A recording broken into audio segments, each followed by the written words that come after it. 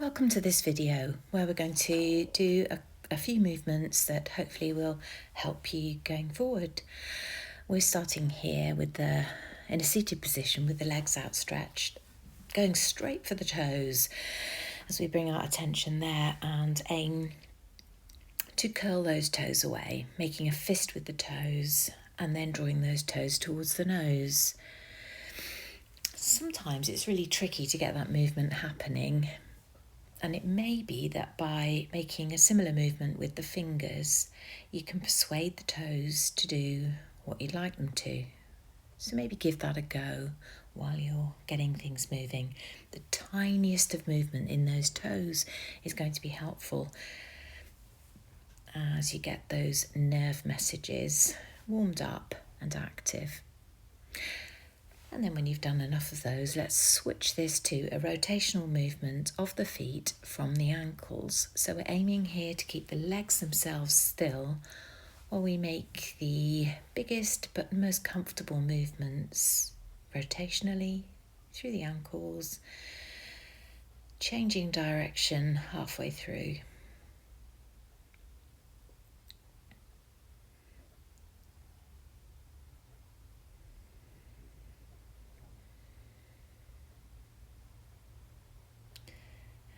And then coming to a stop and switching this then to a point and stretch. So pointing the toes away, stretching in the front of the ankles, then drawing the toes towards the nose to feel a bit of stretch down the backs of the heels and perhaps into the calves. Again, maybe we can work with the breath as you inhale in one direction, exhale the other.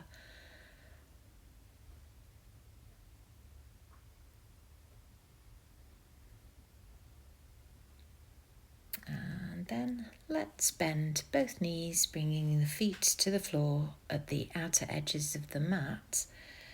And then getting into the hips a little bit as you roll the knees in one direction. Bring the knees back up to the middle, roll them the other way. See if you can link this movement with the breath. So you don't have to get those knees all the way to the ground. It doesn't need to be a big movement. Try to think of moving within your comfortable range of movements.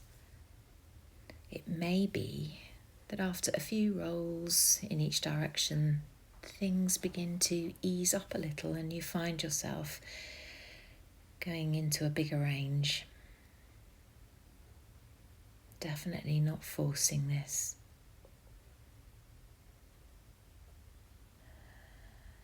And then we're coming to a stop there. And let's change position. Let's come down onto the back now. Bringing the feet to the ground, knees bent.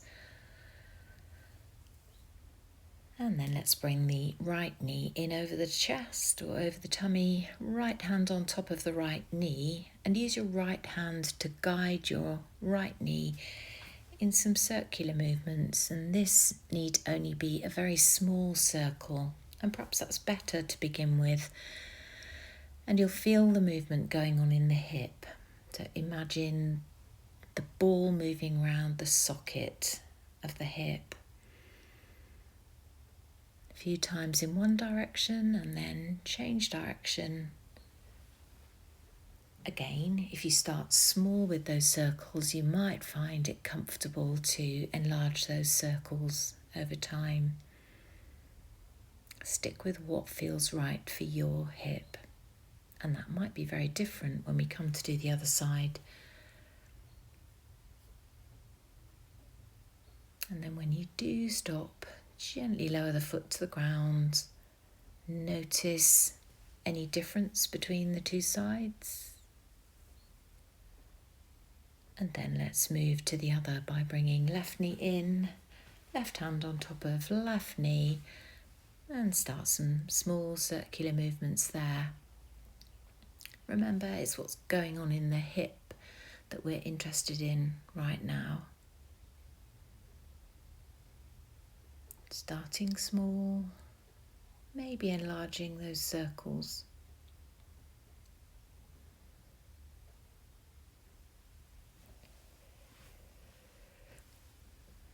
several in one direction,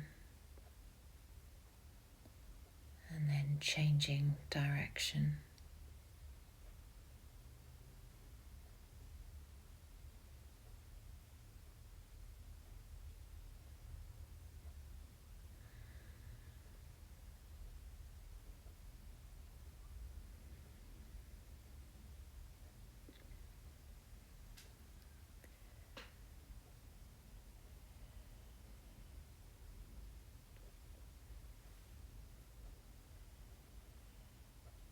And then when it's time to stop, lower the foot to the ground.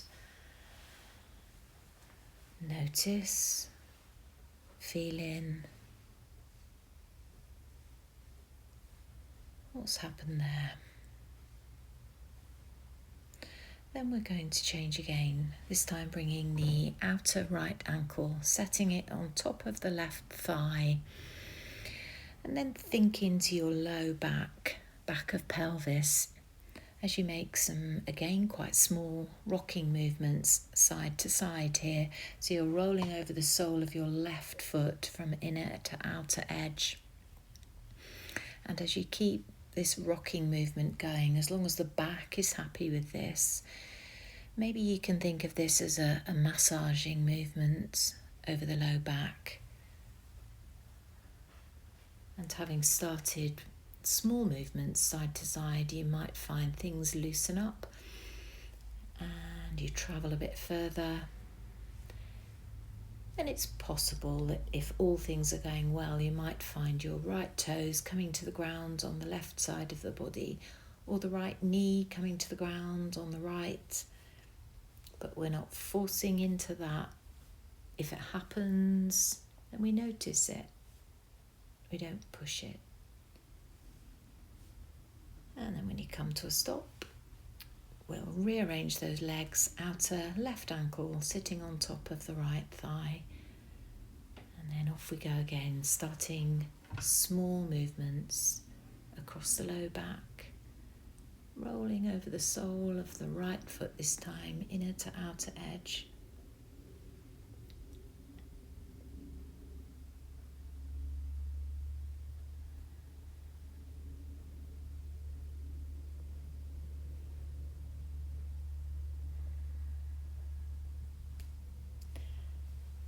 And as before, after you've done several rocks, you might find you're travelling a bit further. And maybe those left toes are finding the ground on the right side of the body. The left knee might find the ground on the left side of the body. It may be it comes nowhere close, and that's fine too. Just notice what's happening for you, what your body needs at the time of practice. When you've finished, lower the feet to the ground. And then let's start thinking into the low back here.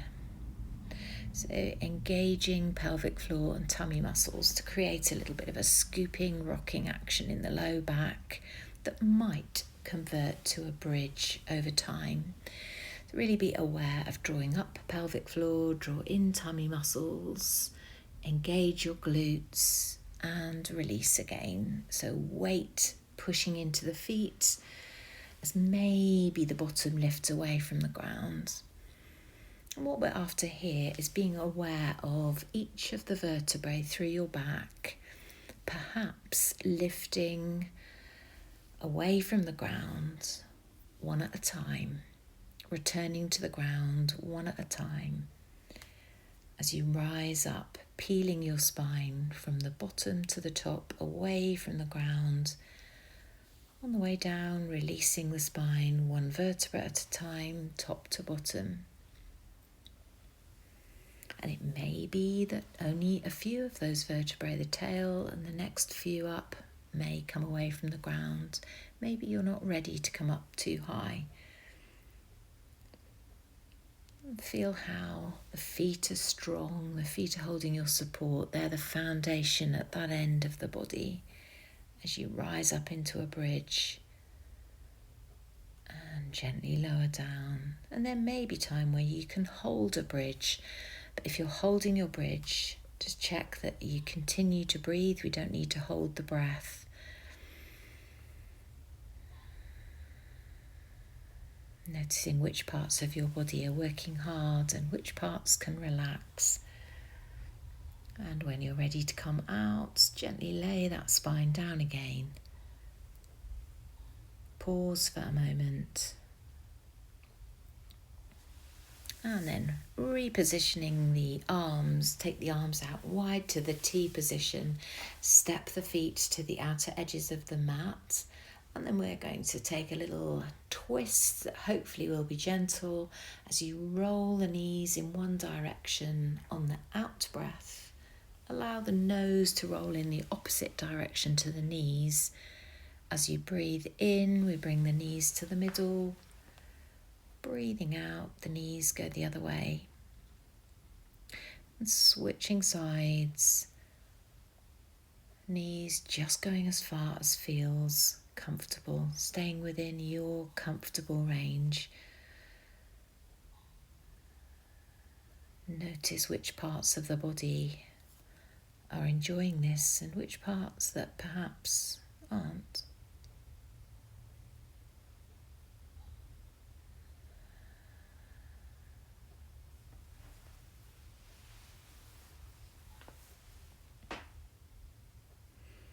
And then we'll change ever so slightly as we come to centre, stepping the feet together, knees together, and keeping those legs together as we make a similar movement. Allow the knees to drop in one direction, nose to the other, easing back up to the middle and over to the other side. Nose moving in the opposite direction to the knees. Again, just taking those knees as far to the right and left as feels okay for your body.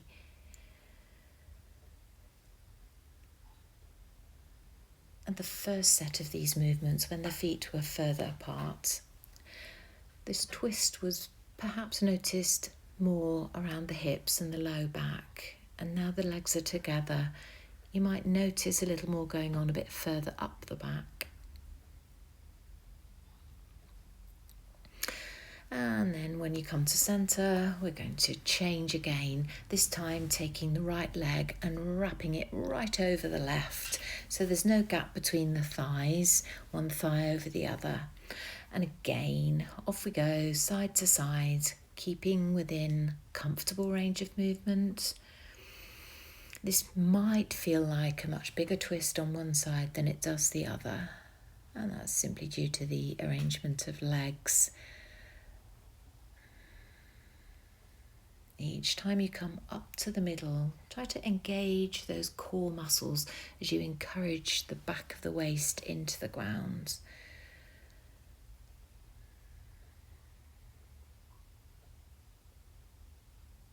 Just going as far as feels right for your body. A couple of times in each direction, switching over, crossing left thigh over right. No gaps between those thighs. And off again.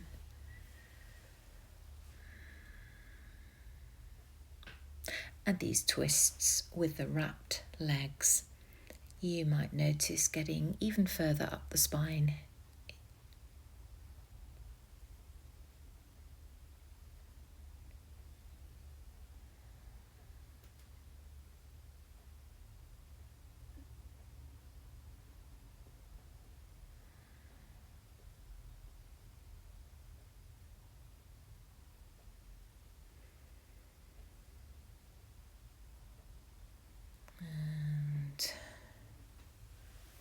When you've done enough of those in each direction,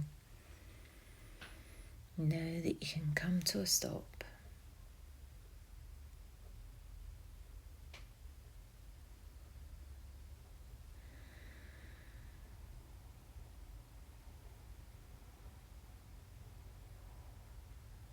And as you do, uncross those legs.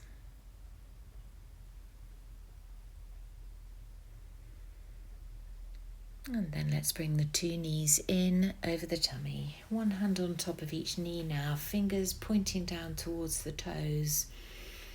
And now we're taking a soothing rocking backwards and forwards into the low back. So the hands are guiding the knees away from you as you breathe in, and drawing the knees a little bit closer to the chest as you breathe out.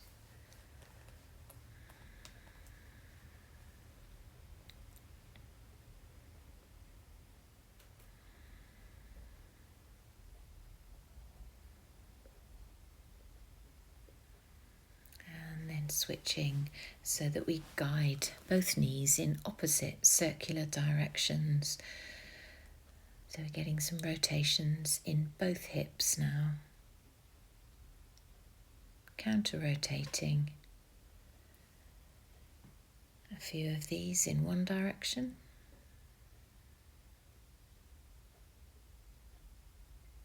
And switching direction.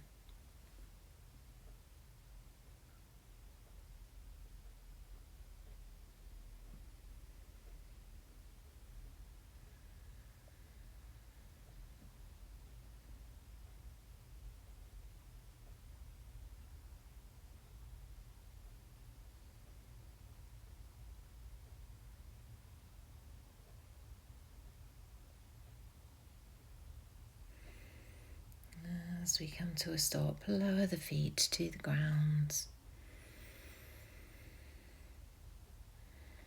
Pause.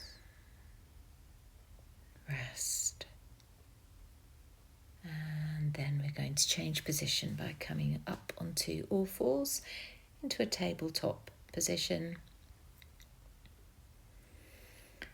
And going from here into a few cat-cow movements. So as we take our cat, we're tucking the tailbone under and creating an arch, lifting the middle of the back up towards the ceiling as the nose pops under the other end.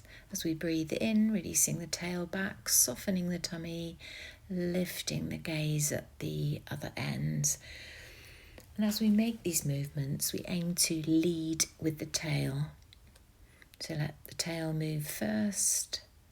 Let the middle section soften or rise. Head easing up to look forward at the end of the in-breath when we come into cat.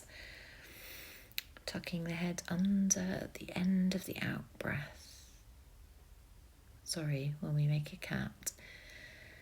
So as you start to exhale, tucking the tail under, feel that curve develop up the back, chin towards the chest. As you breathe in, soften the tail, soften the tummy, chest comes forward, gaze is forward.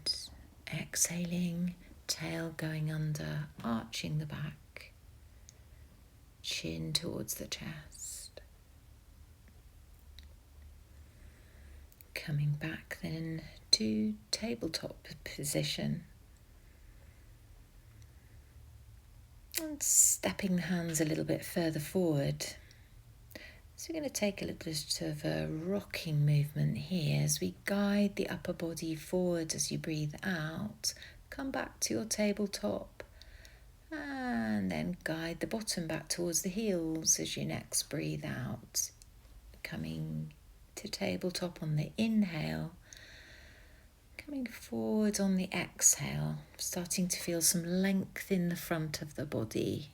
Inhaling to tabletop, exhaling, bottom moving back, maybe head comes to the ground. Inhaling to tabletop, exhaling, coming forward.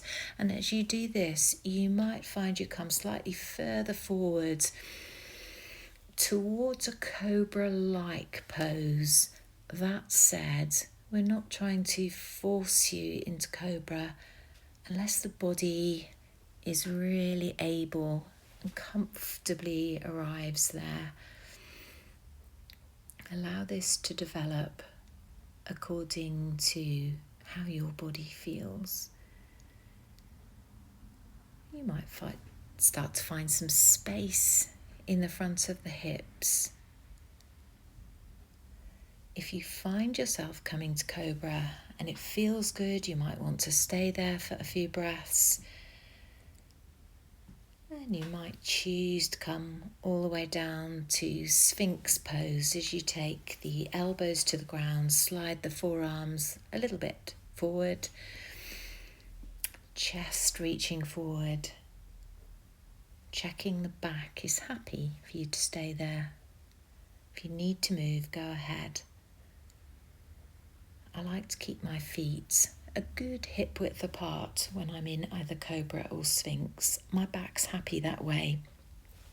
See how your back likes it, either feet together or legs apart. You can pause in Cobra as long as that feels good for you. But as you come out, back to tabletop, tuck your toes under, pop up to downward facing dog, and then walk your dog as you ease one heel towards the ground and bending the other knee, then switching sides. After a while, walk the hands and the feet towards one another and then roll all the way up, stacking spine until you're up, head balanced on top of shoulders. Ending the practice.